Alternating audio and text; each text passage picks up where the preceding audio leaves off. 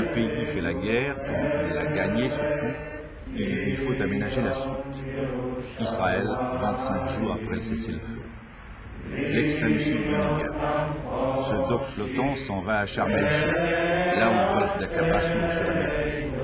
À gauche, les Arabes. À droite, les Arabes encore. On ne tire plus, mais personne n'y croit. Il reste quelques kilomètres à faire pour arriver à Eilat.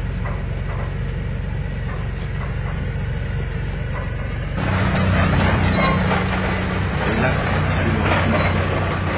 En bloquant ce petit port par la fermeture du golfe d'Aqaba, Nasser n'aurait pas tout à fait réussi à asphyxier Israël.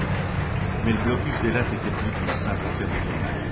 Le monde sait maintenant qu'il peut mourir à cause d'Eilat, comme on est mort pour Danzig.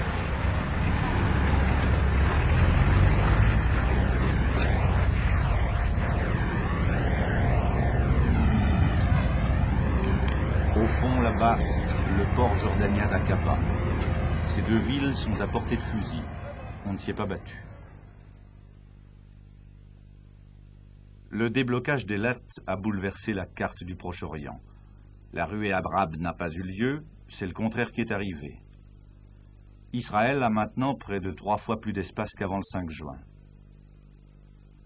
La rançon de cette énorme victoire, c'est beaucoup de problèmes sans solution. Commençons donc par celui des réfugiés. Il se localise particulièrement ici, en Cisjordanie, autour de Jéricho et de Naplouse. Le camp de Naplouse. 45 000 personnes nourries par le nu comme des poissons dans un bocal. Les réfugiés, ça commence en 48. Israël, qui naissait à l'époque, avait alors gagné une première fois la guerre contre les Arabes. 700 000 Palestiniens se sont retrouvés hors des frontières du nouvel État. À 20 ans, ils ont plus 600 000 enfants, et tout l'avenir de cette humanité est resté coincé depuis lors dans les tenailles de la politique. Et qu'est-ce qu'il pense de la situation aujourd'hui? Est-ce qu'il voudrait retourner dans l'endroit d'où il est parti?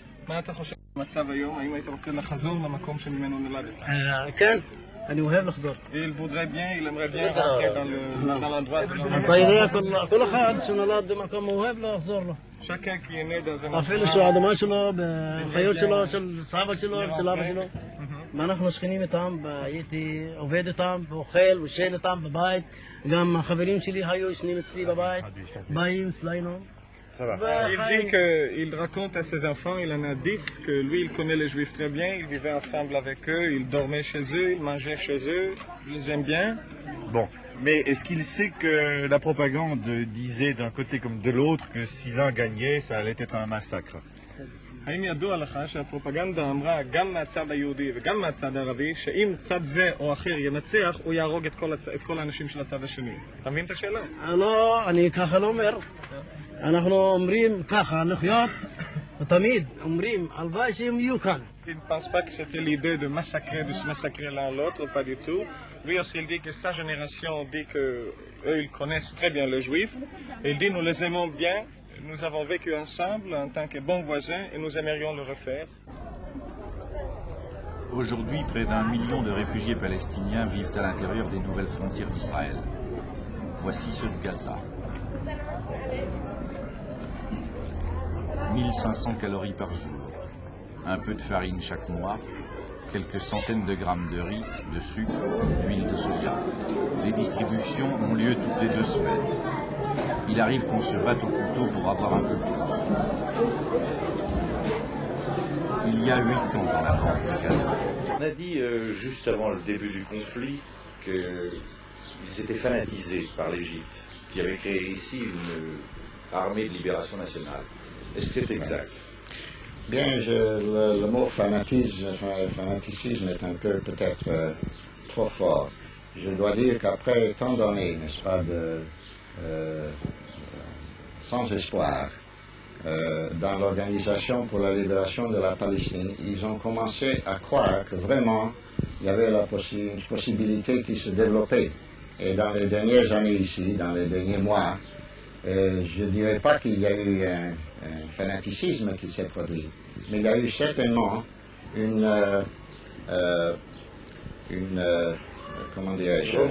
remontée, n'est-ce pas, de l'espoir, au point à vraiment penser qu'ils avaient une chance. de gagner le foyer. Aujourd'hui, cette chance, elle est perdue, plus que jamais. Je crois qu'aujourd'hui, c'est l'anéantissement total pour le moment, moral, spirituel, matériel. Aujourd'hui, la considération primordiale, c'est de tâcher de passer la journée, de survivre, de recevoir les aliments nécessaires, les soins médicaux qu'ils ont besoin. Et je ne crois pas qu'en ce moment, il n'y en a aucun qui pense à l'avenir, sauf dans le sens qu'ils ont perdu totalement l'espoir. La meilleure solution pour ces gens, quelle serait-elle selon vous? Vous avez un sourire qui en dit long. Vous voulez dire qu'il faudrait qu'ils puissent retourner en Palestine? Vous me posez une question assez difficile, comme j'ai dit avant, ce sont les réfugiés eux-mêmes qui doivent décider quelle serait la meilleure solution. Mais ils ne sont pas en état de le faire. Ils ne sont pas en état de le faire. De mon point de vue tout à fait personnel, je crois qu'une possibilité existerait dans les circonstances actuelles Oui. de résoudre le problème sur une échelle assez grande par l'assimilation totale des réfugiés, des Palestiniens arabes dans l'État d'Israël. À une demi-heure de Gaza, Khan Younis, un verrou sur la route du Caire. Nasser en avait fait une base de départ des raids terroristes contre Israël. La visite des écoles laisse songeur. On y enseignait la passion sous toutes ses formes.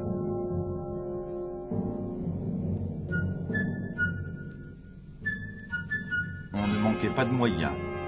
Ici, des armes de fabrication chinoise.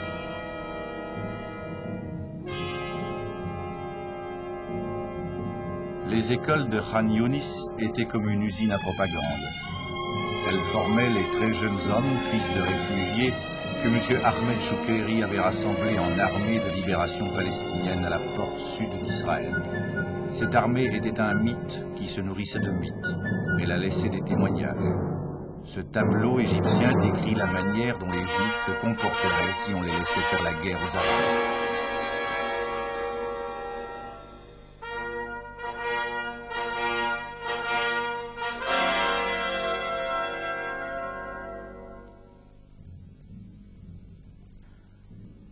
Les professeurs de Khan Younis n'ont pas pu se sauver tous. Ils venaient du Caire. Plusieurs sont maintenant prisonniers des Israéliens. On ne les distingue pas des militaires.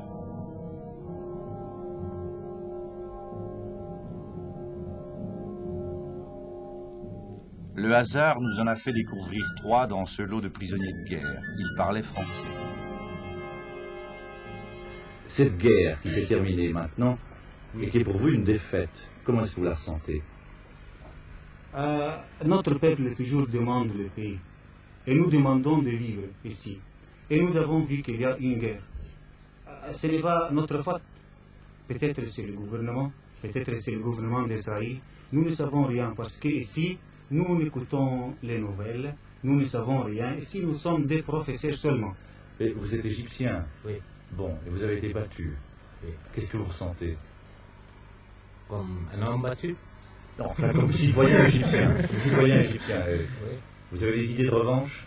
Non. Dites-le franchement, quoi. Non. Avant de faire la guerre, je pense que vous avez écouté la propagande de votre pays. Il y a de la propagande dans tous les pays du monde, ça va sans dire.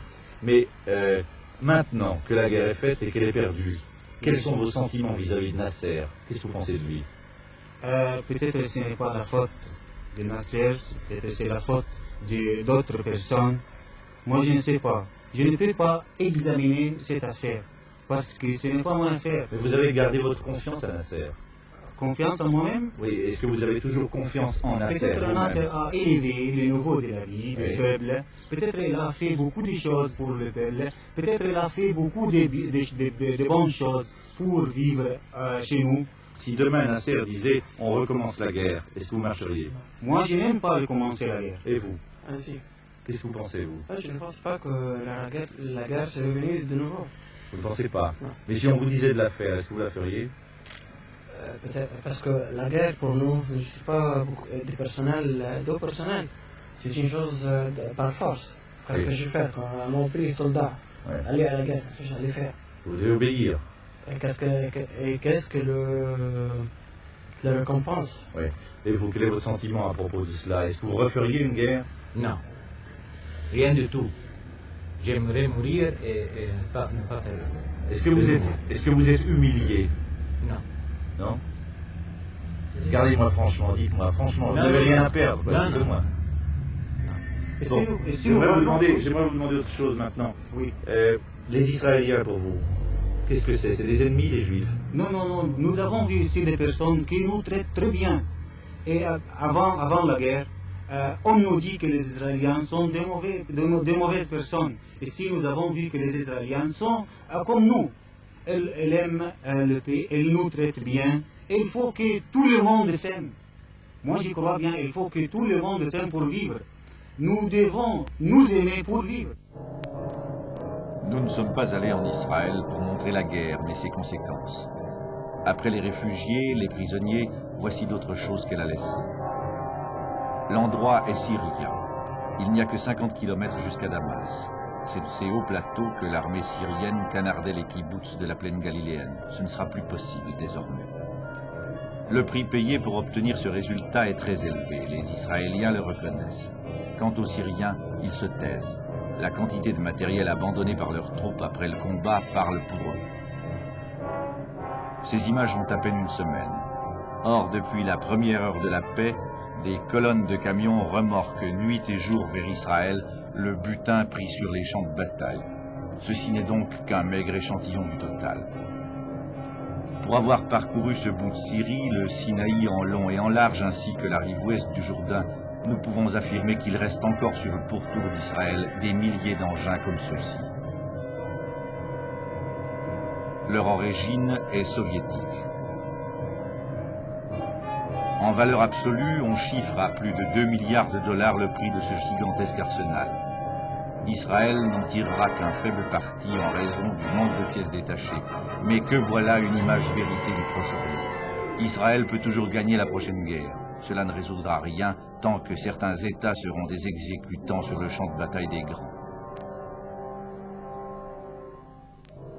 Les Juifs pensent que la manière de fonder les rapports entre Juifs et Arabes est, pour vous, de montrer votre force, de faire comprendre une fois pour toutes aux Arabes que vous êtes invincibles, qu'on ne peut pas vous détruire.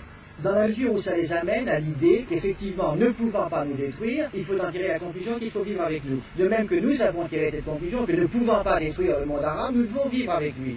Enfin, on se trouve un peu dans la situation d'un type qui tourne en rond quand on regarde cette dernière guerre et ce qui la suit. Parce que finalement, on se dit 3 fois, 4 fois, 5 fois, pourquoi pas. Est-ce qu'il n'y a pas, du côté israélien, une possibilité d'avoir un peu plus d'imagination? C'est quand même simple de faire la guerre, vous la faites admirablement. Oui, mais c'est beaucoup plus difficile de faire la paix.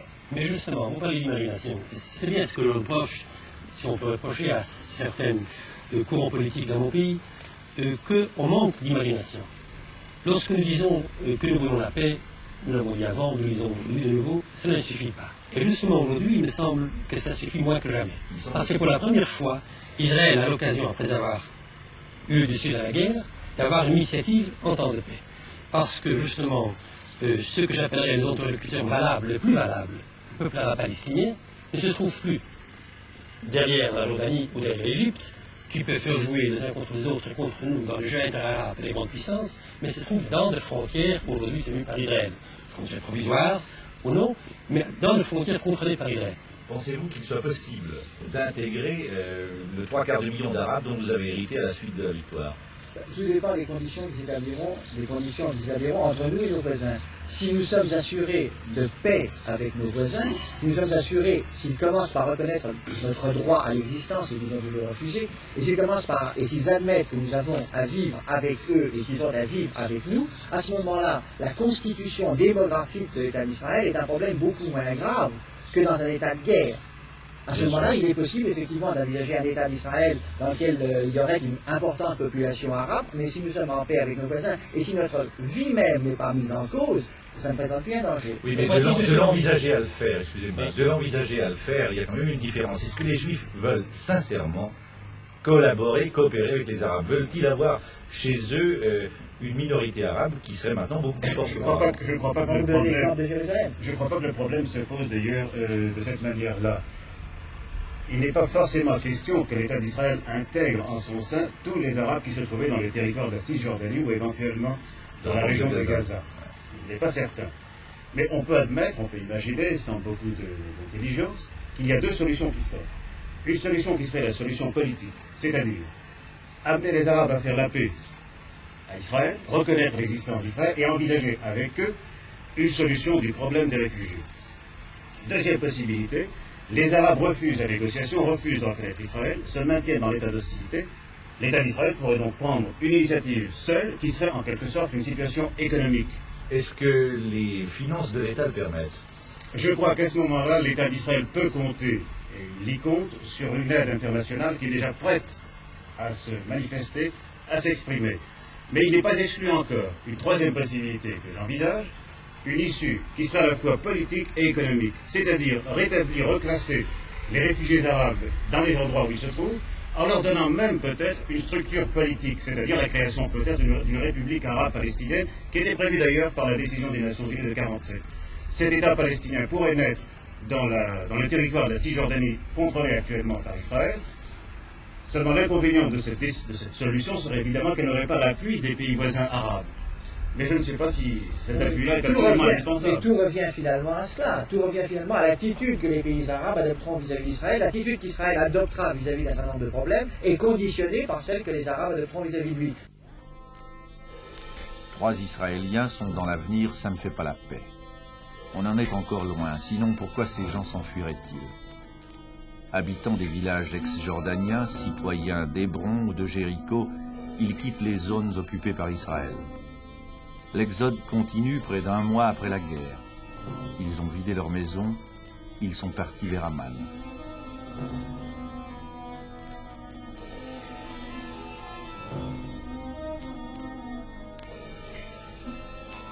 On dit qu'ils sont près de 200 000 à avoir passé le Jourdain. Il ne faut pas les confondre avec les réfugiés palestiniens placés depuis 20 ans sous la protection de l'ONU. Ceux-là attendent le salut dans les camps. Ceux-ci le cherchent dans la fuite. L'armée israélienne les contrôle à la sortie. Elle veut savoir combien sont passés afin de pouvoir rendre des comptes le moment venu. L'État juif dégage en somme sa responsabilité. Il ne les retient pas, mais ne favorise pas non plus leur départ. En apposant leur pouce dilettré sur un papier, ils promettent de ne pas revenir sans autorisation.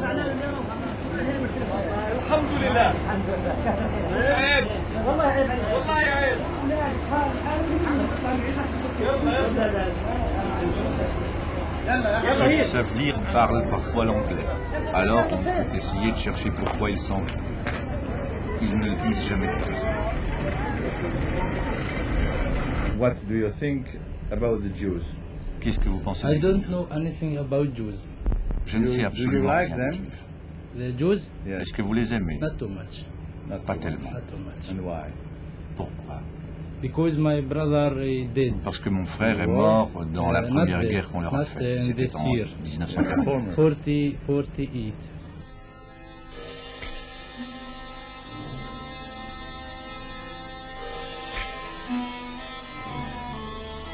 Celui-là ne nous a rien dit.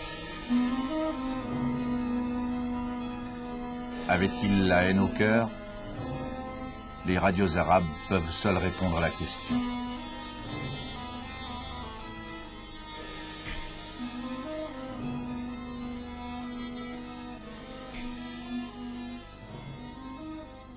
Je tiens à affirmer de la façon la plus catégorique qu'Israël n'a expulsé personne, sont partis de leur plein gré.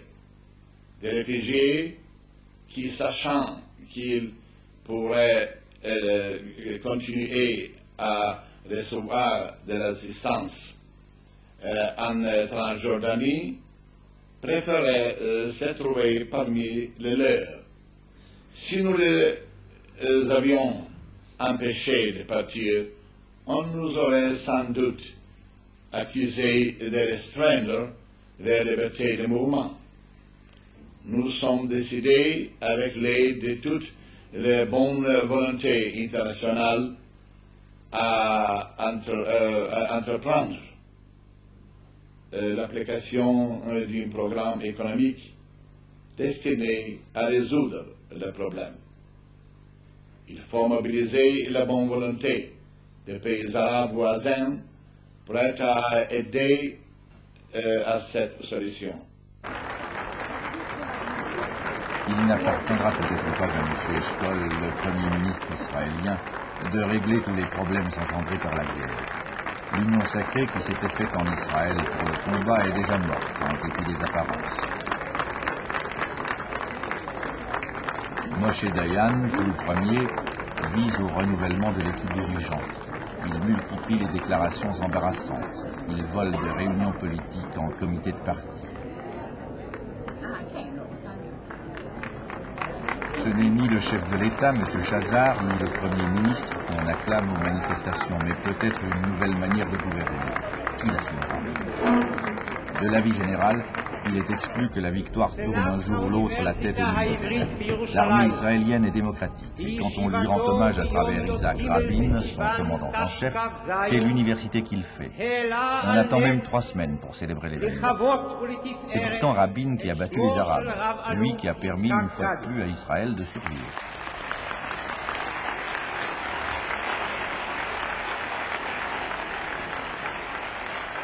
Cette attitude du pouvoir, ce n'est pas défiance à l'endroit des militaires. Ce n'est pas non plus mépris. Israël traite ses militaires de manière différente des autres pays, voilà tout. Ses pilotes, par exemple, ont reçu des porte-clés pour leurs exploits. La distinction qu'on va remettre ici au bagarreur Rabin est un diplôme de docteur en philosophie, et non un bâton de maréchal.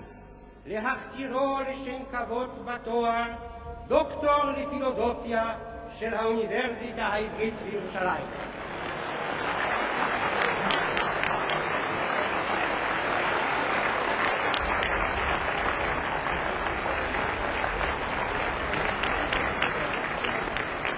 La politique intérieure est une chose, Jérusalem en est une autre tout aussi importante.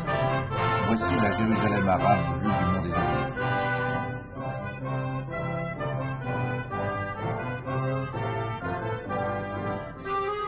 Le mur qui séparait la ville arabe de la ville juive a été démantelé par les bulldozers. On n'avait jamais dit, et pourquoi donc, que le mur de Jérusalem était pire que celui de Berlin.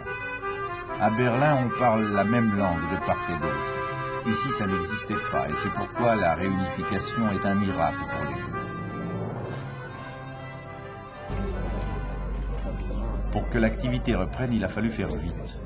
On vient d'instaurer la primauté de la livre israélienne, d'où l'attente au guichet de change de la Jérusalem arabe. Hussein a répliqué en annonçant qu'il changerait sa monnaie d'ici 3 mois. Résultat pratique, les 150 000 Arabes de Jérusalem se trouveront encore un peu plus noyés dans la masse israélienne qui déferle sur la cité retrouvée.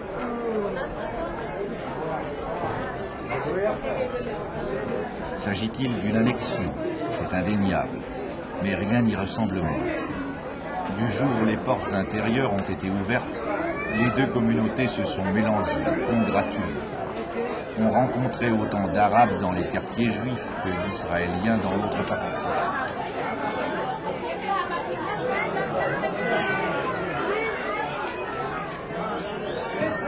Si la première rencontre fut consacrée en priorité aux souvenirs, les suivantes furent celles des affaires. Le seul point commun aux deux communautés tient à un sens aigu du commerce. Et c'est par lui qu'on a commencé à se retrouver. Dans ce climat, les résolutions de l'ONU n'ont guère de chance d'être entendues. Elles y sont aussi insolites qu'un message de la planète Mars.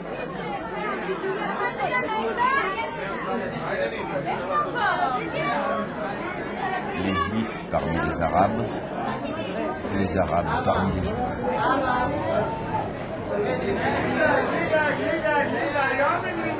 C'est un item.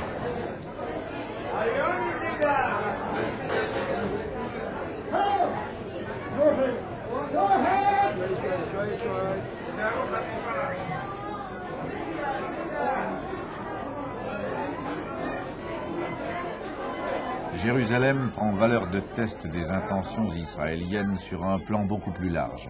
Ce qui se joue ici est capital, et c'est pourquoi la nouvelle querelle des lieux saints qui a surgi après la réunification complique inutilement les choses.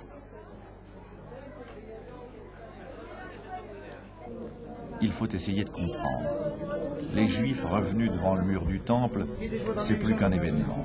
Non seulement ils ne pouvaient plus y accéder depuis 1948, mais encore, ils avaient vécu par ces pierres depuis 2000 ans qu'elles ne leur appartenaient plus.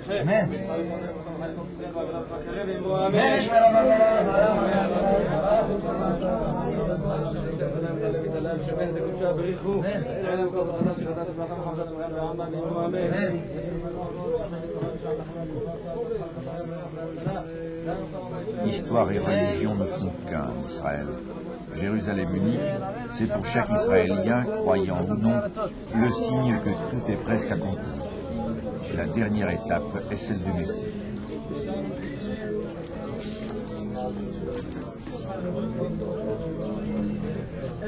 Jérusalem est une ville entière. Elle n'est plus coupée. Le mur qui séparait la Jérusalem arabe de la Jérusalem juive a été abattu. Autrement dit, les lieux saints de toute religion vont passer sous administration israélienne. Je pense qu'il y a là un certain sujet d'inquiétude pour des non-juifs. Qu'en pensez-vous? C'est incontestable qu'il y a ici une inquiétude dans le monde chrétien et dans le monde européen. Je me permettrai même de dire que cette inquiétude est un symptôme, signe d'un antisémitisme manifeste ou latent. N'est-ce pas? On a su s'arranger parfaitement avec la possession musulmane des lieux saints. De temps en temps, on a exprimé le souhait qu'il y aurait une internationalisation des lieux saints, mais en fait, on a su s'arranger avec la possession musulmane. Cette possession musulmane des lieux saints n'était pas du tout écuménique. Il y avait des juifs les juifs n'ont pas eu accès à leurs lieux saints. Et je dirais que maintenant qu'Israël a pris la responsabilité sur les lieux saints et leur administration, c'est pour la première fois depuis je ne sais pas combien d'années que Jérusalem est devenu un lieu de prière œcuménique. Jérusalem n'était pas lieu saint œcuménique. Il était lieu saint pour les privilégiés. Les Juifs d'Israël n'ont pas pu visiter leur lieu saint. Même les musulmans d'Israël n'ont pas pu visiter leur lieu saint. Jusqu'à ce jour, les musulmans d'Israël ne peuvent pas faire le pèlerinage à la Mecque. J'espère que bientôt le gouvernement d'Israël invitera les Arabes de partout, aussi de l'Égypte, de partout, de faire le pèlerinage au lieu saint musulman de Jérusalem. Je dirais qu'après, avec cette guerre et avec la conquête ou la libération de Jérusalem par les forces d'Israël, Jérusalem est devenu lieu saint écuménique pour la première fois dans son histoire.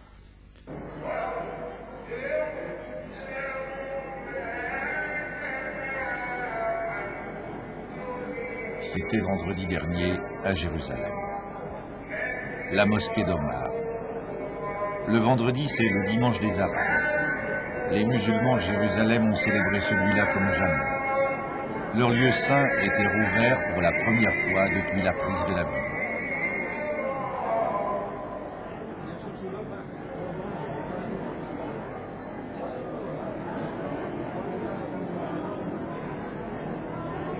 Ce fut plus qu'un pèlerinage, et ce ne fut pas moins émouvant que le mur des lamentations.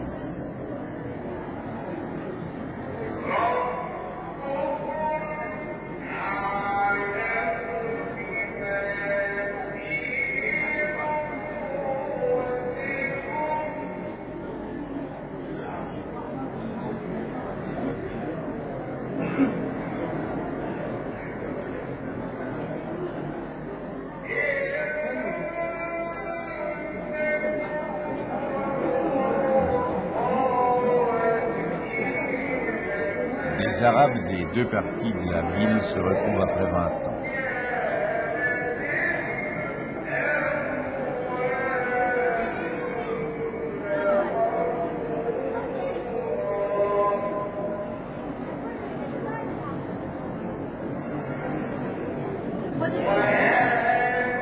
Cela se passe en Israël.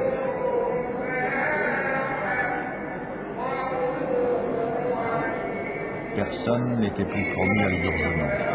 Les propagandes étaient abolies. Il semblait impossible que le Dieu qu'on priait n'ait pas été celui de la paix.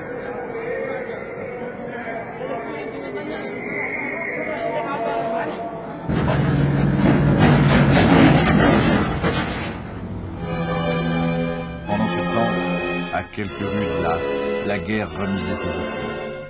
Il y a un temps pour tout, même les tanks deviennent jolis.